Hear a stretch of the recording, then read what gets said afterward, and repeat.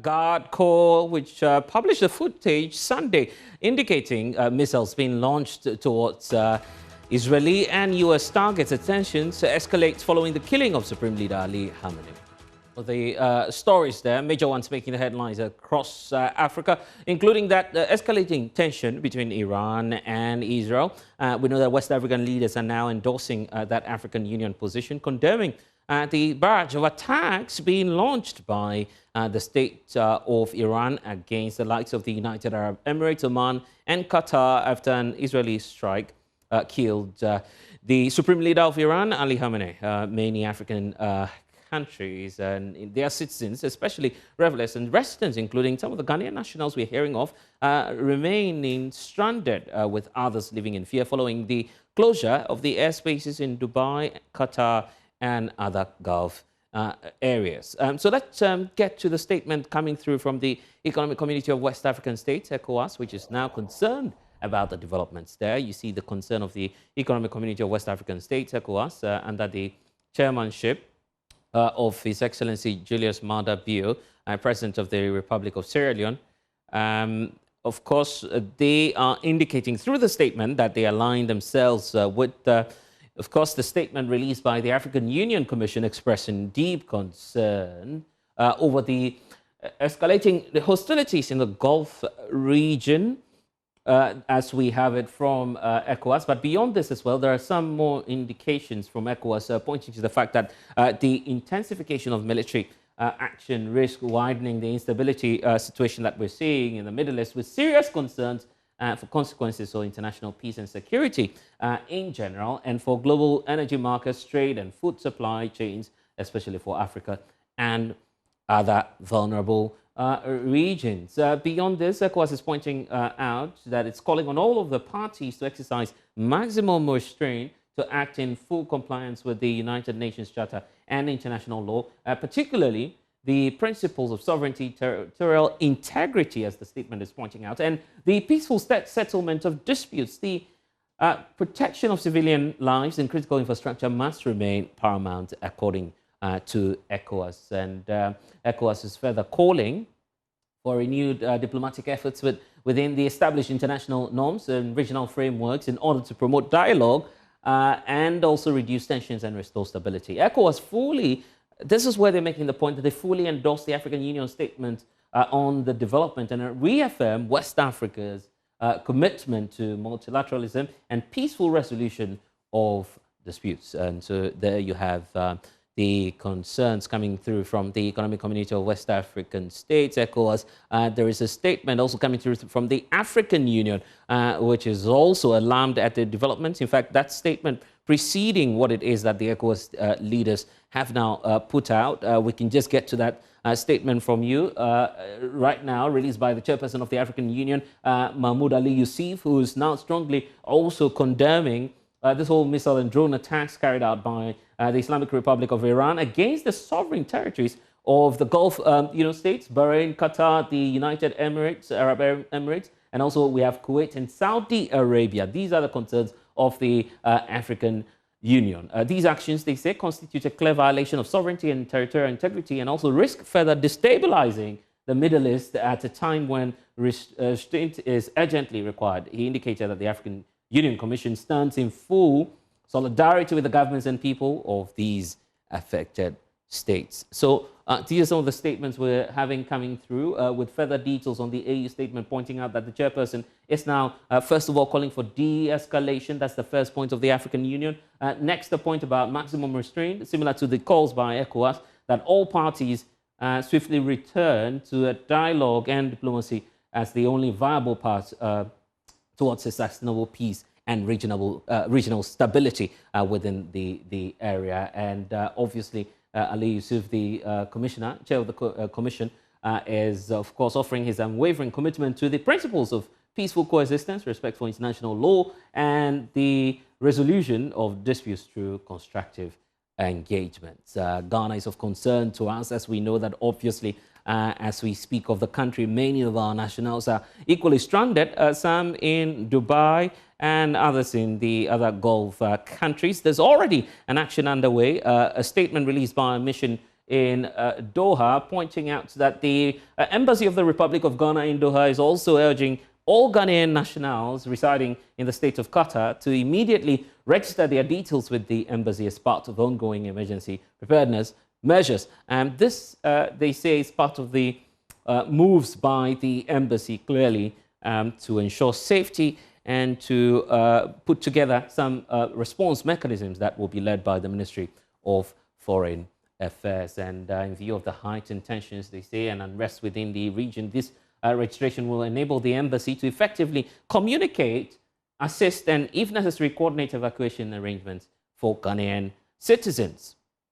We know that the persons who are now stranded include our nationals, and not just our nationals, but also the national team, which we understand is also at the mercy of the escalating tension in the United Arab Emirates. Let's get more now from Fento Tauru Fento with Joy Sports. Thank you, Fento, for spending some time with us. Let's get to the details now, because you, of course, got in touch with this national team. Which of the national teams are we talking about, and what's been the level of impact on these groups that we are talking about?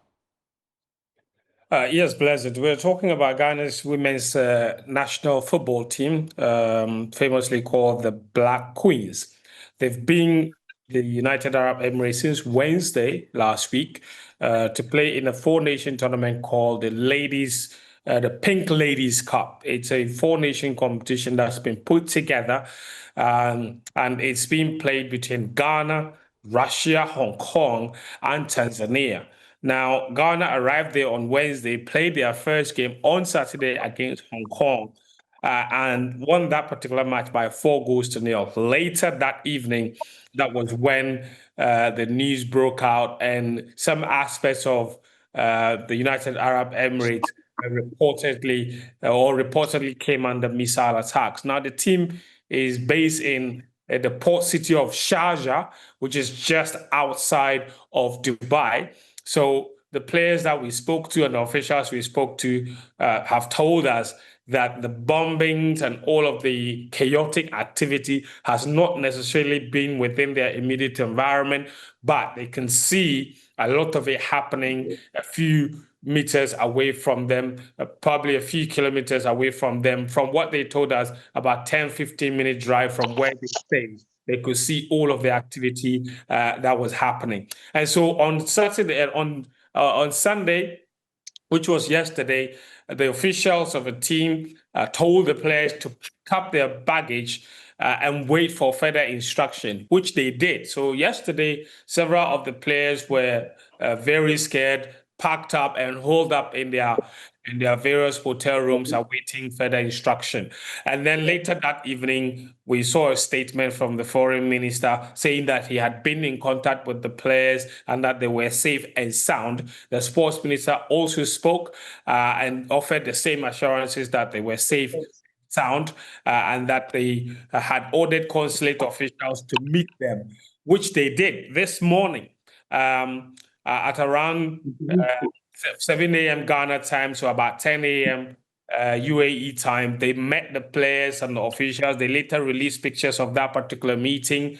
So consulate officials assuring them of their support.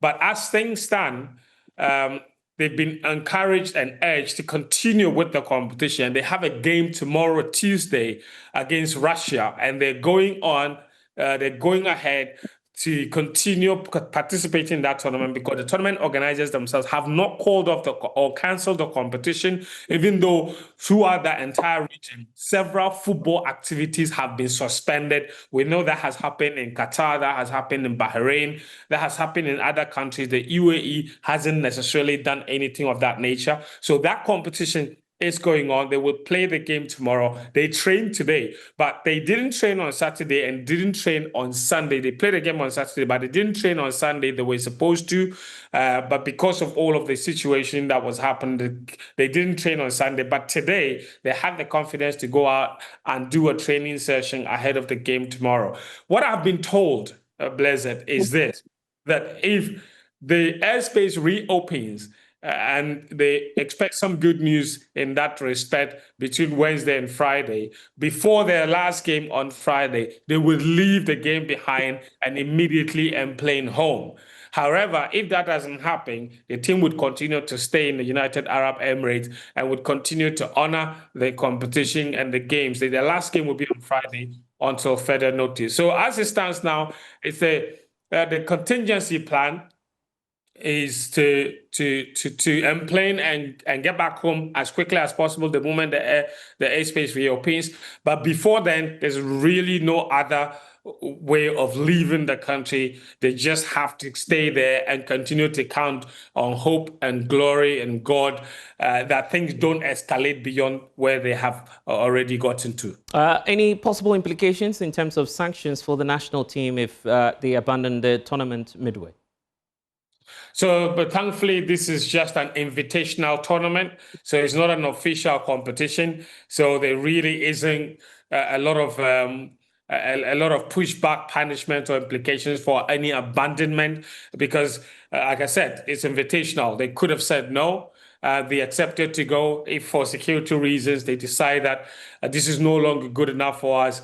We're going home. I think they're probably within their right to be able to do that. Remember, this competition that they're playing, they're only using it as a preparatory competition for their major competition called the Women's Africa Cup of Nations, which is supposed to happen in Morocco starting March 17. So they're in the UAE using this as a preparatory tournament for that competition. Now, that competition is the big deal. It's the major one because that will also serve as a qualifying competition for the Women's World Cup, which will happen next year in Brazil. So as things stand for this competition, it's basically more or less like, let me put it this way, a glorified friendly that they are playing to test their mettle and their preparedness level towards the Women's Africa Cup of Nations, which is supposed to happen in Morocco starting March 17.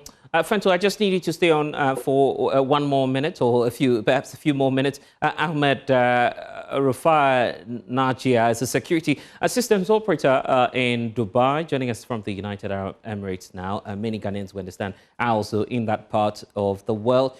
Ahmed, thank you for joining us. How are you feeling as the Ghanaian community there as we speak? I'm sure you've been interacting with many Ghanaians there. Good evening to JoyNews and good evening to all Ghanaians. Thank you for giving us this opportunity. For now, we will say we thank God for keeping us safe. Yeah, actually, in the past 2 days ago, it wasn't easy. Yeah, we all witnessed the flying drones, and then we witnessed the missiles flying. Yeah, but fortunately enough, many of these missiles were intercepted. But a few of these missiles actually landed and hit the targets. But in all, it really created panics all around because we were not sleeping. Sometimes we could get alert, emergency alert, then we will all be, in a serious panic.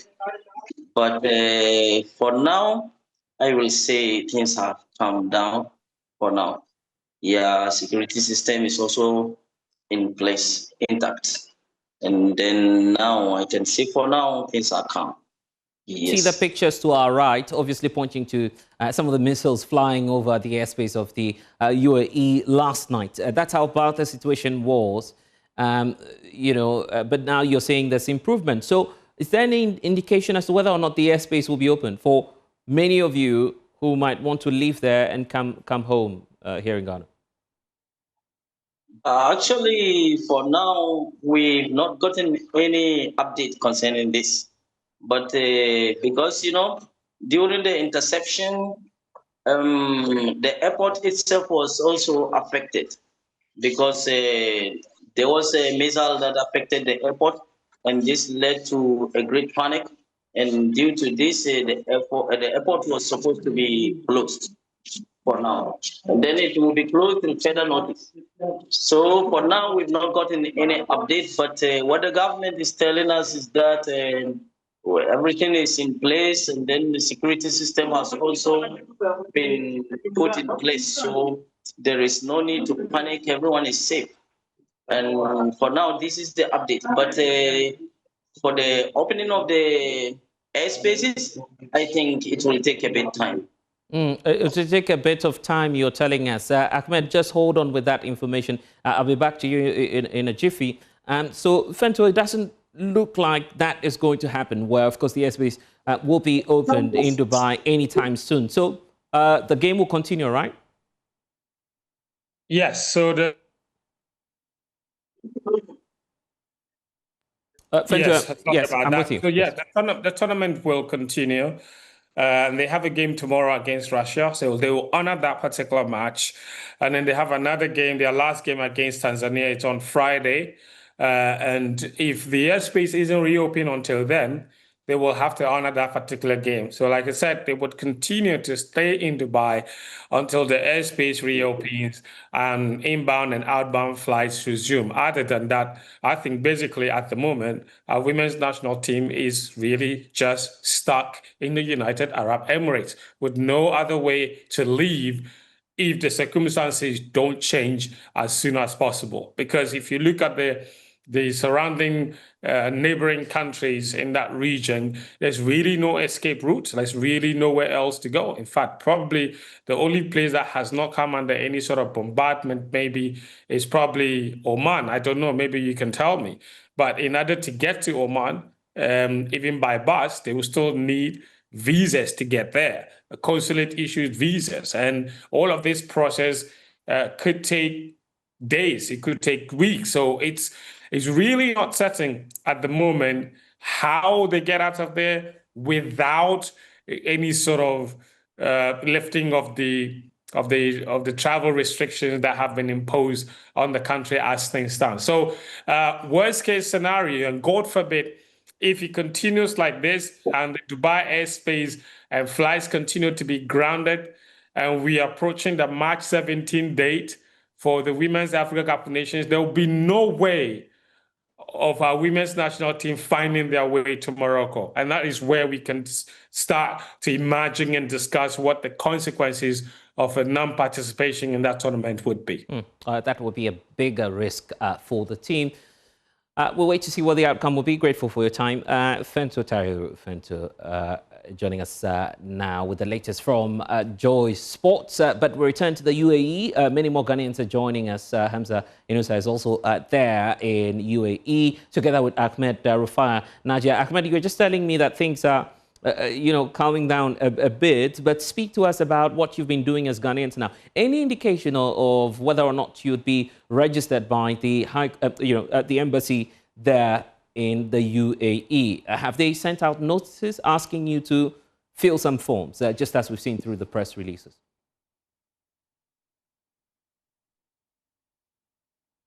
And Ahmed, I hope you can hear me. Ahmed, I was just talking about the fact that we've seen statements pointing to the fact that you have to yes, please fill. with Yes, you. yes. The fact that you have to fill some forms per the press releases that we're seeing. Have you started coordinating that with the embassy, and what are they telling the Ghanaian community there? Actually, because of the situation, the tension here, so most of us, we've not yet gotten the opportunity to even get in touch with the embassy for now. But I already understand that some Ghanaians have already approached, and then they are also told to calm down because the tension is in a critical situation that they will need some time to process things. For now, this is what the rumor we hear from other colleagues. Usually, how are you notified to move into safety? In some countries, we see phones beeping, there's an alert. How is it like in the UAE now? Yeah, in the UAE also, we are also alerted through our phones. Sometimes we get this siren on our phones, and then the notification will come on it that emergency. And then we are also sometimes advised to take shelter in such situations. Like 2 days ago, we were even in bed, and then we had a notification, and we were then advised that we should all gather together in the basement section of the building. So this was how it was around 12 a.m. to 1 a.m. We were in the basement, taking shelter and then safety until getting to the dawn. And then we had the notification that the target has already been achieved. So there is no need to panic. We can get back to our normal routine. I believe Hamza is also where you are. And Hamza, talk to us about those who were making attempts to travel back to Ghana or to some other destinations. We understand that they're stranded at the airport, but there's a directive by the government in Dubai that they could stay in whichever hotel they were staying for free, at least for now. Actually, for travelers, travelers like tourists who came and were trying to exit, it was too late for them because at the airport, we also experienced the calamity there also. And when the drone, or that is the missile, was intercepted and then it got wrongly to the airport and it got damaged there. So everyone was told to evacuate and then from the airport. So most of them sought nearby hotels, and then I think the airport, those who have already made their procedures to exit the airport assisted a bit, but most of them are taking the responsibility of shelter till the further notice. And those of us who are working here also, actually, we have to go through a procedure before we can even get access to exit, and then it cannot be possible now because even the airspace is closed. So we are still here, but what we are assured of is security. That we are safe. That you're safe until the airport is reopen. Is given access. Oh, okay. Let's hear from Hamza too. Hamza, where are you now? Are you safe? And are some more Ghanaians with you where you are? Good evening and welcome. Okay, actually, I'm already at home now. Hamza, we seem to be having a challenge hearing you. Hamza, if you could just increase your volume a bit so we can hear what you're sharing with us. Yes, Hamza. Hamza? Hello? Yes, Hamza, we can hear you. Yes. Hamza? Yeah, actually, good evening. Good evening. Hello? We seem to be having a challenge there getting through to Hamza. We're not hearing him too audibly. We'll try and check that for you. Until then, let's continue with the story that you were sharing with us earlier about the hotels and the airports. But how about your demand to the government now? What is it that you require from the government of Ghana now? Because of China.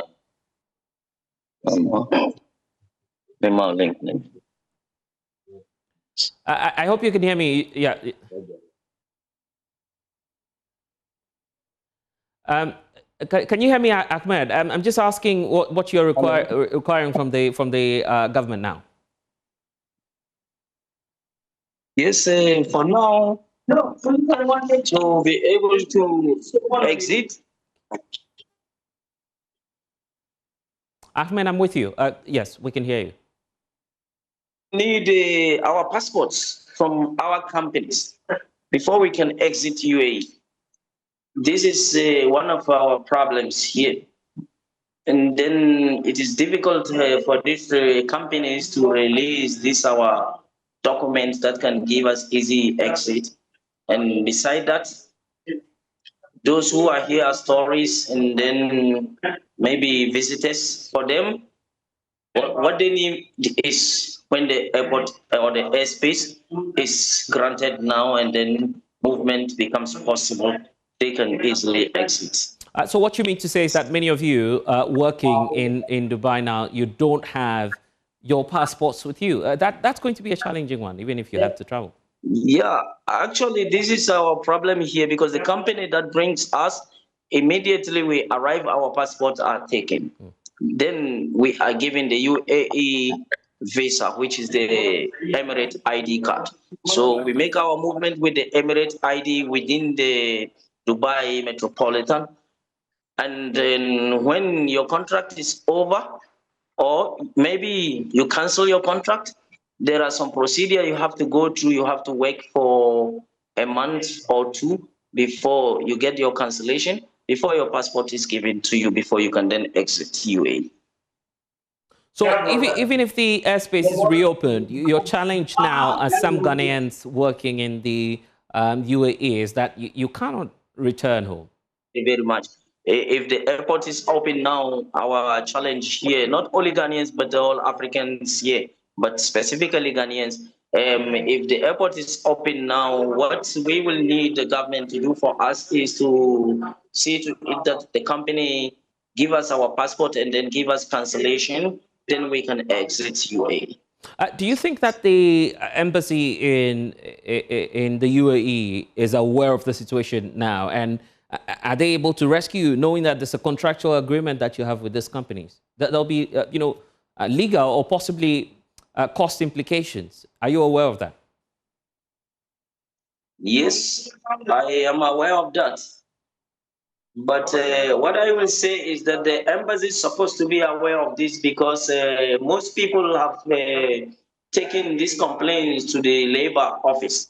And mostly labor office has to intervene in this for so many people who want to exit UAE, and then they face these difficulties, and then the government of UAE has to intervene to make things easy. Actually, per the government rule here, it is an illegal act to keep an employee's passport.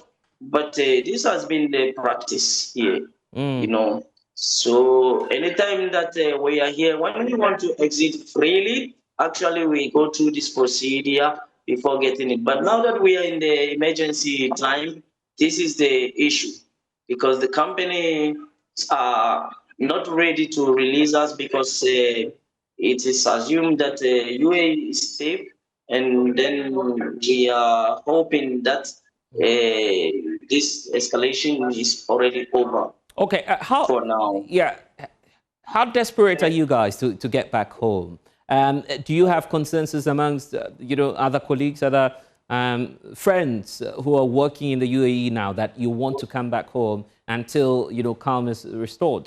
So is it the case that collectively you all want to come home, if indeed that opportunity will be given to you now after the airport's opened or the airspace is open for you to return?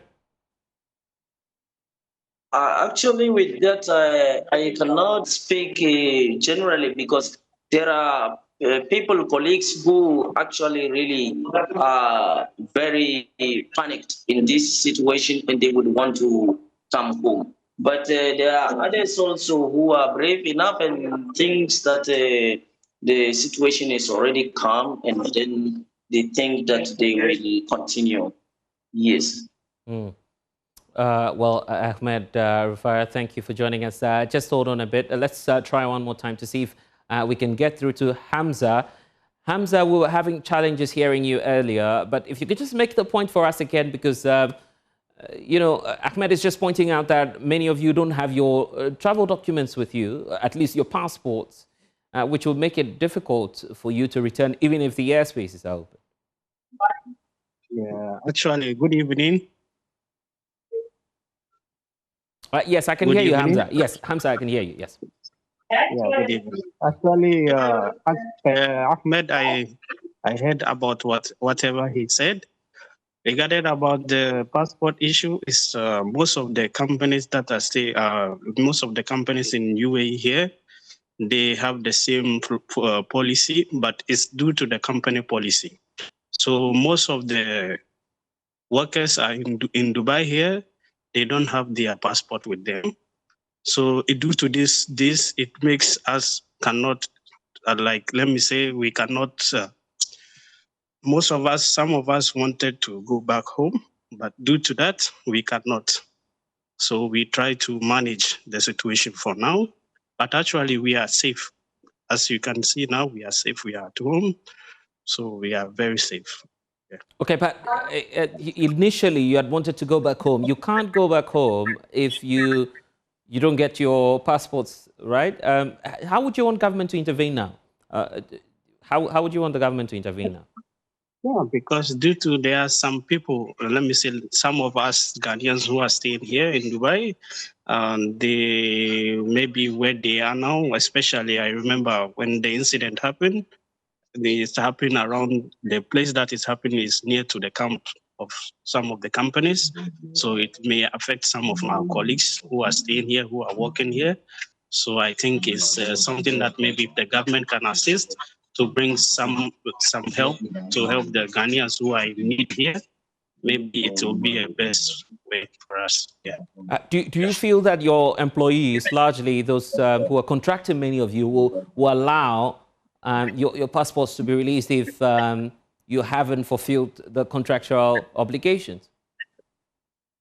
Yeah, but actually, for me, where I'm working, I have my with me because the company didn't ask us to submit the passport. So for us, our company, we have our own passport with us.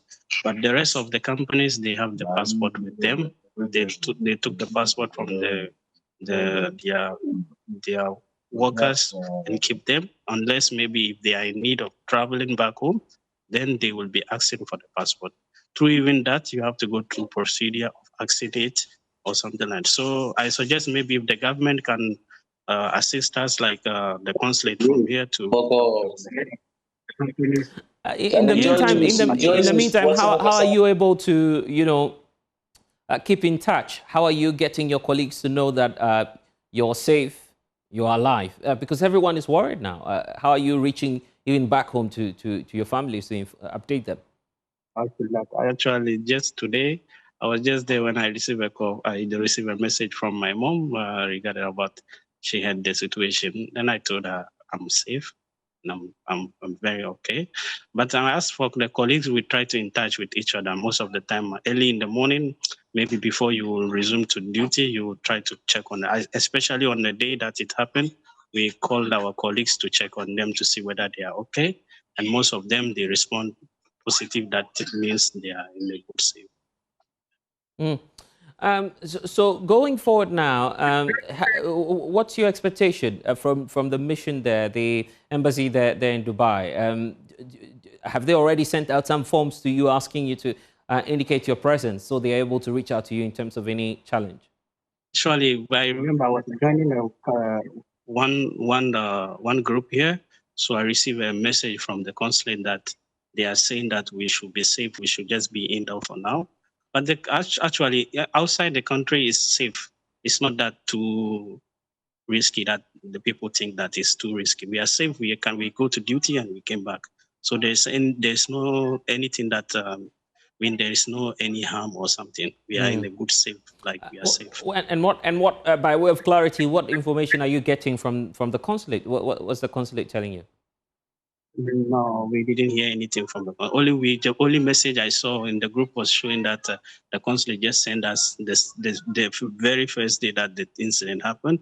They sent us that message that we should be indoor and we should not be going around like that. That was the only message we got from the consulate, but we didn't hear anything from the consulate up to now. But we are just on our own. Yeah, I see. Do you need any supplies, maybe food and the others, or you are able to, fend for yourselves? Yeah, actually, because we are working where we work, we are getting some food. For that one, is not an issue. Yeah. Because since from that day until now, we are okay for food, and then we are okay. It's not that something that is. Okay, we need to be wrapping up soon. Ahmed, let me go back to you and then come back to Hamza. Ahmed, if there's a message you're leaving with family, with friends, those who are watching us now, who are worried about the developments there, what would you want to share?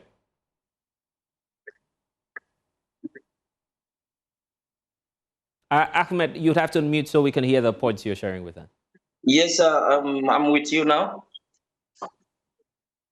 Go ahead, yes. Yes, can you come again? Go ahead. I was just asking that if there's a message you'd want to leave with family, with friends, those who are worried, asking about your safety or otherwise, what would you want them to know? Yeah, actually, thank you for giving this opportunity. What I would want to send across to our family is that what we need most is prayers for now. Because even if now we decide coming home, there is no way. The way is already blocked. But the assurance we will give to them is that we are safe for now. Yeah, because the security system in UAE actually is very active, and then we can rely on this and say we are safe for now because there is movement going on smoothly as usual. We go on duty and we come back nicely. It was only a couple of days that actually we all experienced this panicking, but for now we can say that we thank God, and then things have normalized for now. Yes, and so we will tell the Ghanaian people who actually think of us and then they are restless because of this situation. We will tell them to calm down and everything is actually normal here now. Okay, let's get to you. Hamza, what will be your message? Thank you so much. My message is that I would just send to the family and friends that they should know that we are safe and they shouldn't be worried like there is anything that disturbing us. For now, we're in a good hand. At least the company is checking on us daily, day by day, and they're checking on our safety. And the government, I would like to use this opportunity to say UAE government has really tried and they make sure that the city is safe. So for now, for us, we don't feel any panic or anything here.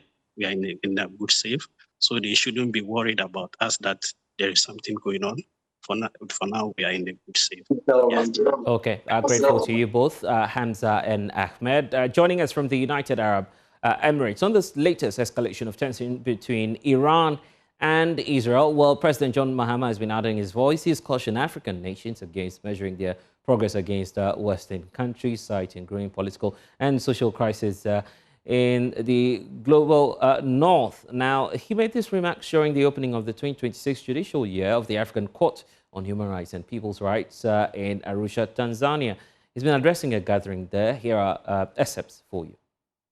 The effects of social injustice and human rights violations extend beyond individuals. They impact entire families and communities. Although our continent comprises 55 sovereign nations, our destinies are closely linked together. Globally, many still view Africa as one single entity and refer to us collectively as Africa. Is it any wonder that they do that? Look at the synergy that existed between us during Africa's era of liberation. One nation after another in quick succession declared freedom from colonial rule. Then again, when coup d'etats became fashionable, that tendency spread like a contagion through nearly every nation. We are each other's keepers. And this is why we need an institution that serves all but is beholden to none, the African Court of Human and People's Rights. Let us now consider the institution that safeguards our values and rights. Over the past 2 decades of its operation, the African Court of Human and People's Rights has proven time and again that it has the fortitude and courage to recalibrate our moral compass. We need that kind of oversight so that we remain observant and respectful of the rights and duties enumerated in the articles of the Banjul Charter, to which all the continent's nations are signatories. That charter complements this court's mission. And so now we must empower the court to be the institution that stands guard over those ideals, protecting and preserving our greatest inheritance.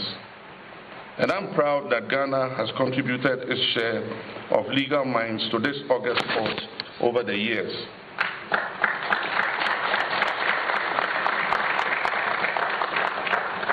Justice Sophia Akufo served from 2006 to 2014 and rose to the position of President of the Court. She later served as Chief Justice of Ghana from 2017 until her retirement in 2019. Justice Dennis Ajay, a countryman and a respected member of Ghana's Supreme Court, is currently serving a 6-year term following his 2022 election. Africa has been blessed with many of the world's natural resources, including gold, silver, diamond, copper, cobalt, uranium, oil, lithium, and more. At times, it becomes easy to overlook that our most significant inheritance is our people and their cultural heritage. Those who have benefited from our continent for centuries have always understood this powerful truth. And that is why Patrice Lumumba, Eduardo Mondlane, Thomas Sankara, and Amilcar Cabral were assassinated. And that is why the Asantehene Nana Prempeh I and over 150 members of his clan and later Nana Yaa Asantewaa were all banished from the Gold Coast to the Seychelles. Similarly, Omukama Kabalega of Bunyoro in Uganda was also banished to Seychelles. This is why Sam Nujoma was forced into exile from Namibia, and Nelson Mandela was imprisoned on Robben Island, which was a former leper colony off the coast of Cape Town in South Africa. And this is why Steve Biko was murdered in prison. We felt the absence of these individuals and recognized the potential that we lost as a result. What I refer to in my book as the lost decades of Africa was that period from the mid to late 70s until the early 1990s, when the brain drain occurred and the continent stagnated. The median per capita growth of developing African countries at the time was 0.0%. We felt the loss of those who left to seek better opportunities for themselves and their families. These were ordinary people from all walks of life, like architects, doctors, engineers, artists, business people, bankers, and workers in the transportation and hospitality industries. Excellencies, honorable judges, imagine if Africa measured its wealth not by our natural resources, but by our people, valued individuals, free from oppression, conflict, persecution, and violence, and assured of the right to a life of dignity, liberty, and self-determination. What would that look like? How much differently would we see ourselves? What would that wealth mean for the strength and continued sovereignty of our nations? These are not just questions for a game of what if. They are based on the reality of Africa's near future. These are questions we must ask ourselves as leaders and citizens to determine the nations we are building and the world we wish to create for our children. By 2050, Africa's population will reach 2.5 billion, and more than a quarter of the world's population will be African. By the end of this century, nearly 40% of the world's population will be African. Already the median age of the African continent is 19, compared with nearly 45 in the European Union and 39 in the United States. Can we imagine the power we hold in our hands? Technological advances have made the world feel like a small place. At no other time in our lifetime was that more evident than during the COVID-19 pandemic. By the time the World Health Organization announced the discovery of a new virus in Wuhan, China, that virus was already on an aeroplane to Johannesburg. It was already present in Accra on the roadside as individuals waited for a trotro at the Kwame Nkrumah Circle, or seated towards the rear of a daladala en route to Ngaramtoni. If you look beyond Africa, what you find is that that facade of the so-called global north, a group of countries that have long held themselves up as beacons of democracy and human rights, of liberty, justice, and the rule of law, is fast crumbling. Judiciaries are no longer independent. Citizens and Lawful residents are being disappeared by mass law enforcement and then placed without due process indefinitely in detention centers. We see executive overreach and a steady weakening of legislative independence. We see violations of international law. Restrictions are being placed on freedom of speech, assembly, and protest. There's a general loss of liberties and a sharp decline in public trust in governments. Mwalimu Julius K. Nyerere famously said, "One does not judge one's state of health by comparing yourself to a sick person." For far too long, we compared ourselves to the West and used what we believe were their standards as our benchmarks for all our endeavors. The reality we see today should serve as a clear call to action. What should be our paradigm in understanding and interacting with the rest of the world, even as we preserve our dignity and cultural identity as Africans? Honorable judges, ladies and gentlemen, I call upon African Union member states who have not yet ratified the protocol to please do so without delay. To my colleagues, heads of states in these countries, I assure you that you have nothing to fear from this court. I humbly ask all African nations and individuals to respect and implement the court's judgments in good faith, and to also make the declaration to allow individuals and non-governmental organizations direct access to this court.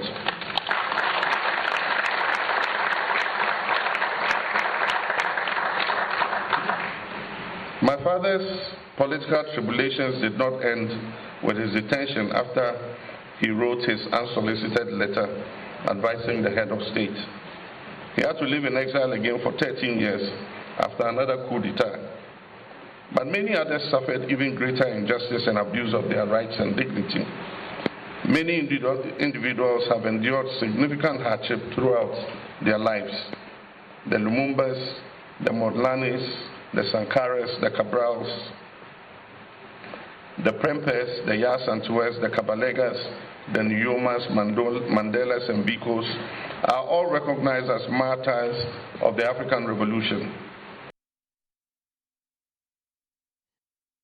I'm Lala's here on Connect Africa. I'm Blessed Sudan. Log on to myjoyonline.com for more stories.